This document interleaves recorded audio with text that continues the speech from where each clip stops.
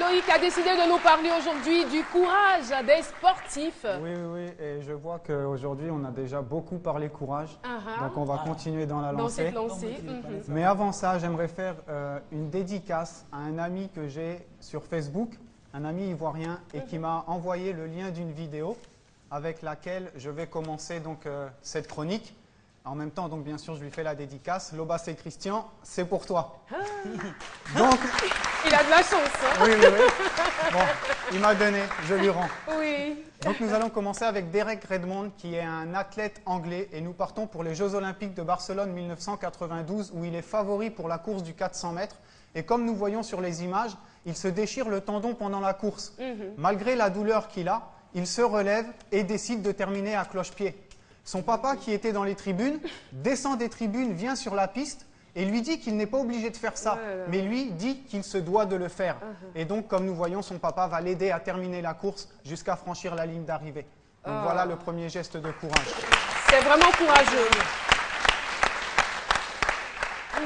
Nous allons continuer avec un cycliste français qui s'appelle Bernard Hinault et qui, durant la course du Dauphiné libéré en 1977, a pris un virage et à la sortie du virage, il tombe dans un ravin. Heureusement, il a été retenu par des arbres. Donc suite à ça, il remonte et il va continuer la course en prenant un nouveau vélo.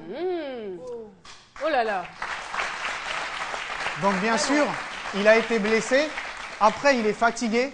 Donc durant la course, il décide d'abandonner. Mais son mécanicien et quelques supporters le poussent à continuer la course et à terminer. Il ne sait pas ce qu'il y a dedans. Figurez-vous qu'il va remporter l'étape et même il gagnera la compétition. Oui. Donc encore un geste de courage d'un sportif.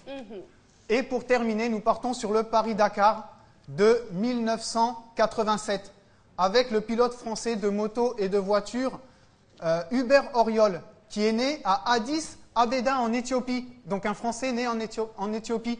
Donc il est surnommé l'Africain. Donc nous allons voir ce qui s'est passé durant le Paris-Dakar de 1987. Au départ de l'avant-dernière étape, Auriol a 9 minutes d'avance.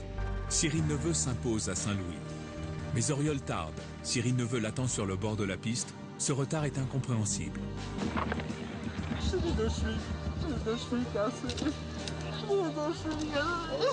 À 20 km de l'arrivée, Hubert Auriol a chuté lourdement. Et malgré les douleurs insupportables, il a continué.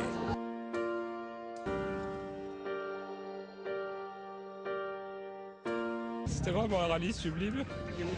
On s'est battu, c'était génial avec Cyril. Il est plus fort. J'arrête la moto.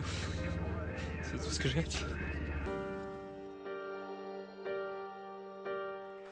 D'accord, Loïc? Donc ce qu'il faut savoir, bravo. C'est que sur il est courageux comme Silo.